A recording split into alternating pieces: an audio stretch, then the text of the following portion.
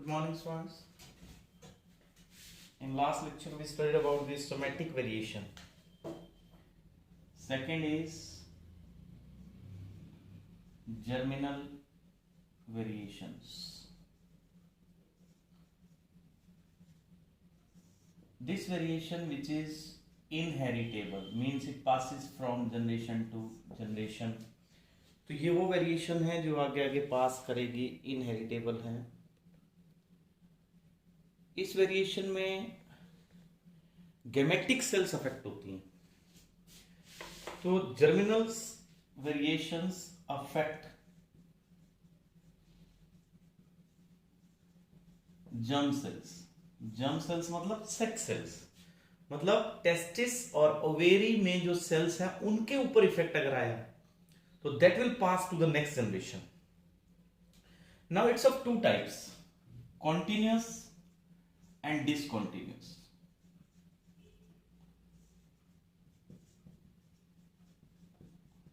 Continuous मतलब जो हर बार आता ही आता है. ये continuous variation वो है जर्मिनल जो हर जनरेशन में आपको एवरेज कंडीशन से प्लस माइनस मिलेगा ही मिलेगा. तो इट अकर्स कॉन्टिन्यूस वेरिएशन. ये तो वो है जैसे पेरेंट्स से बच्चों तक आप ऑब्जर्व करते हो कि कुछ वेरिएशंस आती है, कुछ चेंजेस दिखते ही दिखते हैं. It is small indistinct differences, small indistinct differences. ये वेरिएशंस, इन वेरिएशंस को फ्लक्चुएटिंग वेरिएशन भी बोलते हैं. फ्लक्चुएटिंग मींस जो मीन करेक्टर है उससे थोड़ा आगे पीछे थोड़े चेंजेस आ जाए. ये आता ही क्यों है? कॉन्टिन्यूस वेरिएशन का कारण क्या है? कॉजेस. तो इसके कारण ये है कि देखो, इसके दो कारण मानते हैं बच्चों कॉन्टिन्यूस वेरिएशन के. एक तो कारण हो गया बच्चों कि क्रॉसिंग ओवर होता है. क्रॉसिंग ओवर के कारण वो क्रोमोसोम्स का सेगमेंट चेंज होता है, जैसे अपन ने पहले भी पढ़ा हुआ. जैसे ये फादर से ये मदर का क्रोमोसोम है, ये फादर का क्रोमोसोम है. तो जो मियोसिस होती है कॉपी करते हैं, देखो ऐसे यूं. फिर इसका एक सेगमेंट इसके साथ एक्सचेंज होता है तो लिंकेज खत्म होती है, मतलब नई चीजें जुड़ती हैं. तो क्रॉसिंग ओवर से नए कैरेक्टर्स बनते हैं. सेकेंड है बेटा कि जो दो ऑर्गेनिज्म आते हैं ना सेक्सुअल रिप्रोडक्शन में, तो इसमें कॉम्बिनेशन ऑफ कैरेक्टर्स होता है. इसको आप ऐसे समझ सकते हो कि फादर और मदर दो अलग अलग फैमिली से बिलोंग करते हैं. इसके फादर मदर अलग अलग, इनके फादर मदर अलग अलग. तो इनसे आए हुए क्रोमोसोम्स के पास कुछ नए कैरेक्टर्स आते हैं, रिकॉम्बिनेशन होता है. सो दैट्स वाई इनके पास न्यू फीचर्स आते हैं. अब इसके कुछ एग्जांपल्स देखो. जर्मिनल वेरिएशंस जर्म सेल्स को अफेक्ट करती है. ऑब्वियसली इनहेरिटेबल है, जनरेशन टू जनरेशन पास होगी. इसके कॉजेज क्या है? क्रॉसिंग ओवर और combination of new characters, new chromosomes combine करते हैं. अब है इसके एग्जांपल्स. कॉन्टिन्यूस वेरिएशन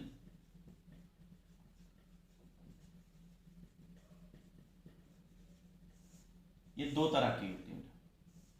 इसके एग्जांपल्स देखते हैं. एक तो होती है सब्सटेंटिव,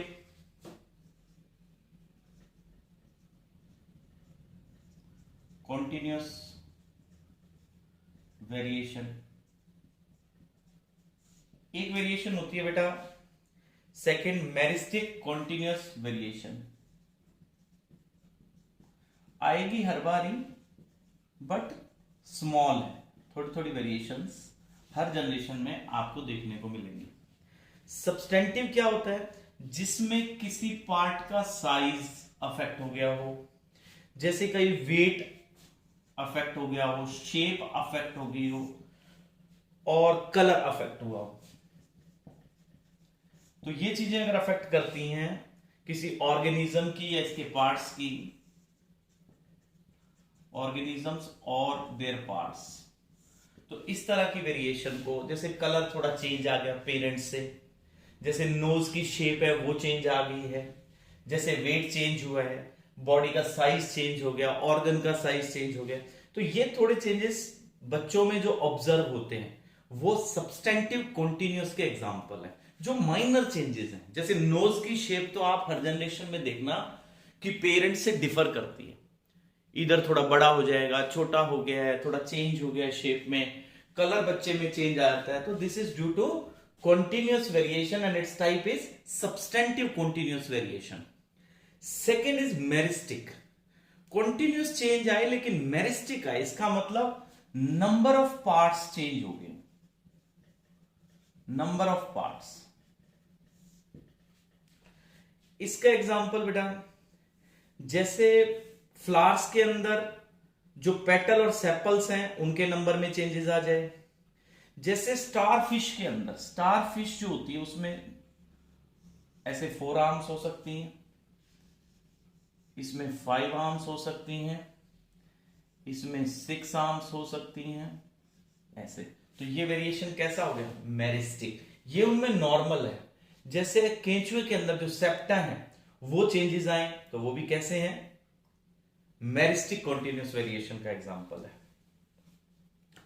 नंबर ऑफ सेगमेंट्स इन, एक एग्जांपल यहां लिख सकते हैं, तो स्टारफिश का हो गया।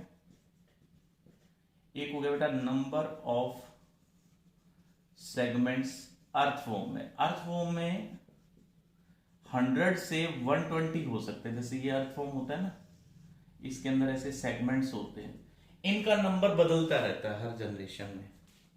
तो वो एग्जांपल हो गया किसका? मेरिस्टिक कॉन्टिन्यूस का।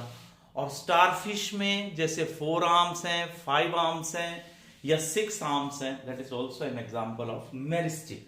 और सब्सटेंटिव जैसे साइज, वेट, शेप, कलर, ये बच्चे में चेंज आ जाए तो ये सब्सटेंटिव।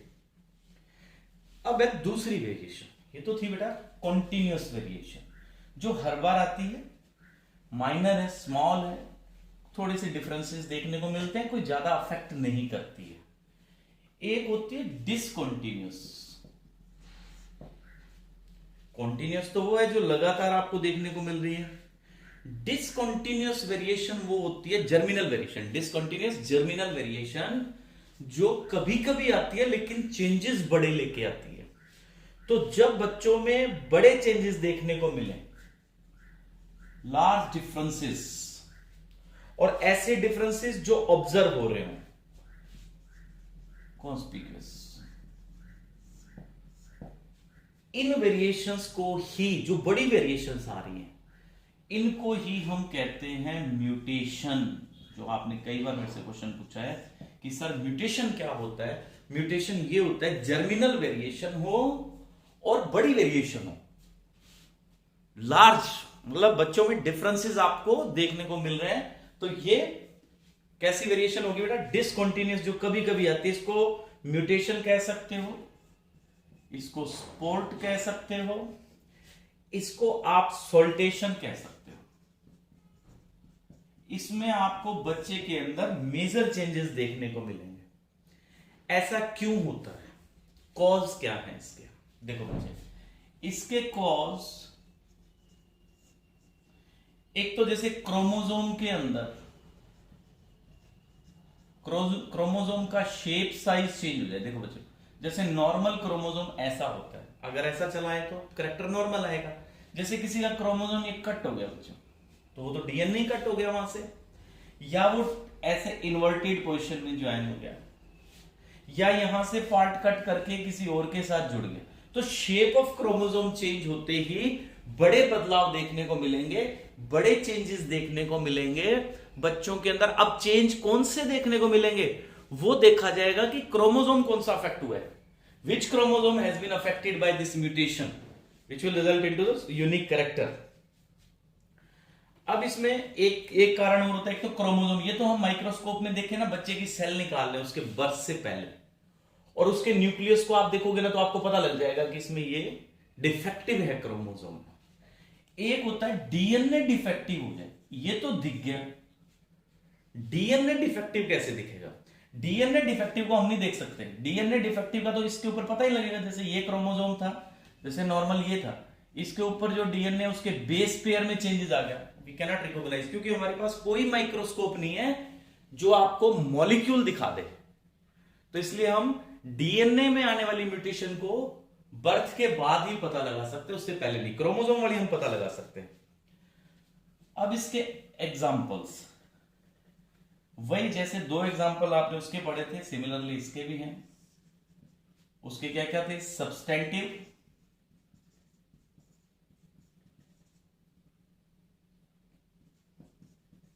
और मेरिस्टिक। सब्सटेंटिव और मेरिस्टिक। सब्सटेंटिव यानी जिसमें variation in size, weight, shape और कलर आ जाए। जैसे इसमें एक एग्जांपल है एनकन शिप। इसमें क्या हुआ? शॉर्ट लेग्ड आएंगे, तो इसके अंदर ऑब्वियसली म्यूटेशन आई है। ये कैसी स्पीसीज है? Short leg sheep. साइज कम हो गया ना, पैर छोटे हो गए म्यूटेशन से। सेकेंड है बेटा, जैसे फ्यूज्ड फिंगर्स आती है कुछ बच्चों की, फ्यूज्ड फिंगर्स, बच्चों की बाय बर्थ उंगलियां जुड़ी हुई हैं, तो ये क्या होगा बेटा? सिंडेक्टिल।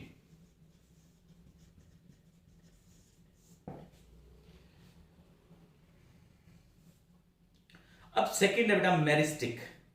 मेरिस्टिक का मतलब जिसमें नंबर ऑफ पार्ट्स पे इफेक्ट हुआ हो, नंबर ऑफ पार्ट्स पे।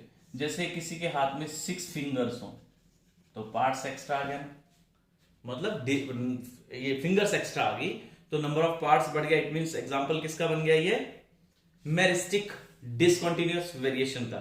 इसको क्या कहेंगे? पॉलीडेक्टिली।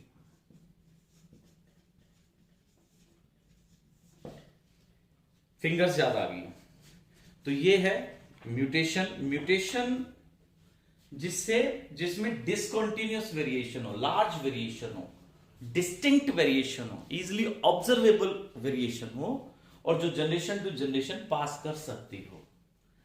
अब आपकी बुक में आगे म्यूटेशन को डिटेल किया हुआ बच्चों। म्यूटेशन मैंने इसी कंसेप्ट में आपको साथ में बता दिया, इसकी डेफिनेशन और मैं बताता हूं आपको।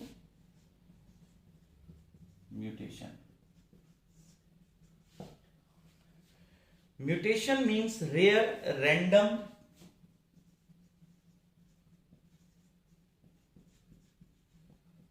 discontinuous,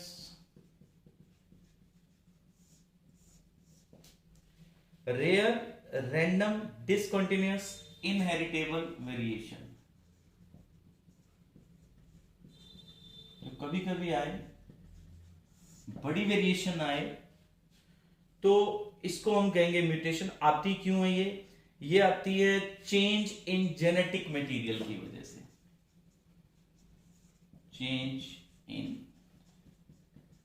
genetic material. अब हमारा जेनेटिक मटेरियल क्या होता है? डीएनए। उसकी वजह से म्यूटेशंस आती हैं। अब म्यूटेशंस वैसे तो हम दो तरीके की पढ़ते हैं। म्यूटेशंस कौन सी हैं? इधर जर्मिनल हैं या सोमेटिक हैं, बट अभी हम दो यहां पढ़ रहे हैं, क्रोमोसोमल या जीन्स की। वो आगे पढ़ेंगे हम। इसकी एक टाइप और जो है वो 3rd चैप्टर में। हाँ जी, म्यूटेशन क्रोमोसोमल या फिर जीन म्यूटेशन, डीएनए की म्यूटेशन।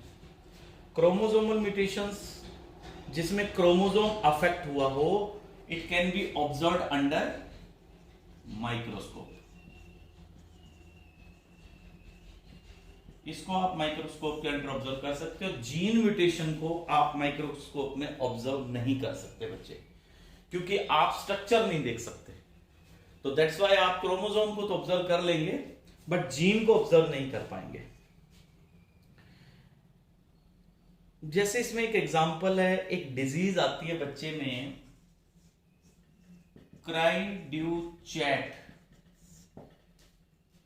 क्राइड्यूचैट कब आती है? जब 5th क्रोमोसोम ह्यूमन बीइंग में 5th क्रोमोसोम जो है वो अफेक्ट हुआ हो, क्रोमोसोम नंबर 5, तो इसमें बच्चे की साउंड ऐसी हो जाएगी जैसी कैट की पेन में जो साउंड होती है, एक बिल्ली की दर्द में जो आवाज होती है, वैसी इस बच्चे की साउंड आएगी।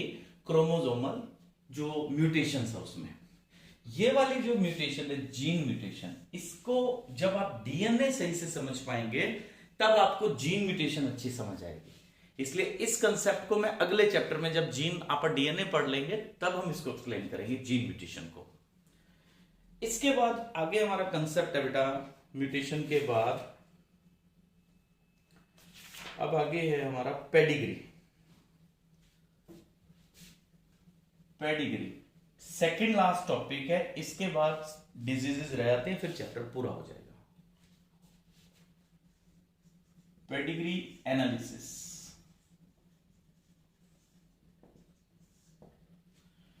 बड़े बड़े हॉस्पिटल्स में पेशेंट्स के पेडिग्री चार्ट बनते हैं। किसी भी पर्सन की जेनेटिक्स को समझने के लिए हमें उसका पेडिग्री चार्ट बनाना पड़ता है। अब ये पेडिग्री चार्ट क्या है? पेडिग्री चार्ट जेनेटिक एनालिसिस करते हैं हम किसी पर्सन का। अब जैसे आपने किसी पर्सन की जेनेटिक्स को समझना है, जैसे आप ह्यूमन जेनेटिक्स समझना चाहते हैं मान लो, तो अगर एक साइंटिस्ट आज किसी कपल पे स्टडी स्टार्ट करता है तो वो साइंटिस्ट उसकी 2 या 3 जनरेशन को देख सकता है, उससे ज्यादा वो देख ही नहीं सकता। तो इसलिए हमने एक ऐसा मेथड डेवलप किया है जिसमें हम एक चार्ट बनाते हैं, फैमिली से पूछ करके हम उसका एक चार्ट बना देंगे, तो फिर हम उस पर्सन की जेनेटिक्स को एनालाइज करेंगे उस चार्ट से। उस चार्ट को कहेंगे बेटा pedigree analysis. Pedigree analysis is a kind of genetic analysis, is a kind of genetic analysis in which a trait is traced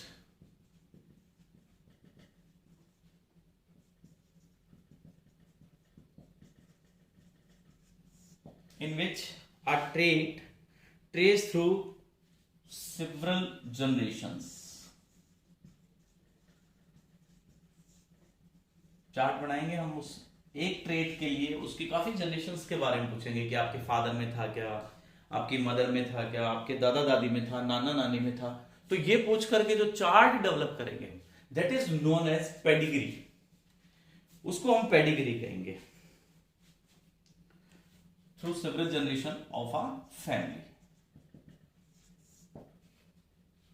to determine how the trait is inherited, to determine how the trait is inherited, कि ये trait कैसे चला आ रहा है, इसकी study करने के लिए हमने पेडिग्री एनालाइज करना है। पेडिग्री में हम जैसे eye colour, skin colour, hair, length and shape of the hands, finger length, facial features या किसी डिजीज के बारे में ये एनालाइज करते हैं बच्चों। तो इस कंसेप्ट को, इसके कुछ एग्जांपल्स हमने पढ़ने, कुछ पेडिग्री भी बना के हम देखेंगे। तो पेडिग्री के अंदर कुछ सिंबल्स फिक्स होते हैं। वो सिंबल्स हैं कि अगर आपने कोई पेडिग्री बनानी है तो उसमें आप किसी बच्चे को, हस्बैंड वाइफ को कैसे शो करेंगे। देखो बच्चों, अगर आपने एक मेल शो करना है तो आपको ऐसा एक बॉक्स बनाना होगा, male. If you want to show a female like this with a circle, और अगर सेक्स अनस्पेसिफाइड है तो आप ऐसा बना देंगे।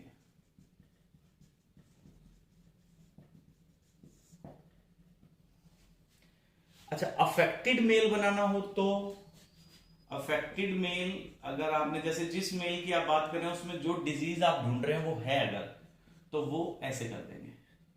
फीमेल करनी है तो अब ऐसे बना देंगे, और सेक्स अनस्पेसिफाइड है तो डार्क कर देंगे मतलब उसको, तो इट मींस वो अफेक्टेड है। मैरिज शो करनी है, जैसे ये हस्बैंड है, ये वाइफ है, इनके बीच में एक लाइन लगा देंगे आप यूं। इनके आगे जनरेशन शो करनी है, देन जैसे इसकी एक बेटी है, ये दूसरी भी बेटी है बेटा, और ये तीसरा इनका बेटा है, लाइक दिस। फिर इस बेटी का हस्बैंड जो है वो आप यूं शो करेंगे लाइक बॉक्स, और इसकी वाइफ को आप ऐसे सर्कल से शो करेंगे। फिर आगे इनके बच्चों को शो कर देंगे लाइक दिस, ऐसे। तो इससे हमें प्रोबेबिलिटी मिलती है, कितने परसेंट चांसेस हैं आगे डिजीज आएगी या नहीं आएगी। जिस पर्टिकुलर कपल को आप स्टडी कर रहे हैं उससे आगे जाएगी या नहीं जाएगी, ये स्टडी करने में पेडिग्री का बहुत इंपॉर्टेंट रोल है। ठीक है बच्चों, इसके एग्जाम्पल आप नेक्स्ट लेक्चर में करेंगे। यहां तक आपने पढ़ना है। अब इस चैप्टर में ये एग्जाम्पल्स पेडिग्री के और डिजीजेस, बस ये कंसेप्ट रहता है। Thank you, have a nice day.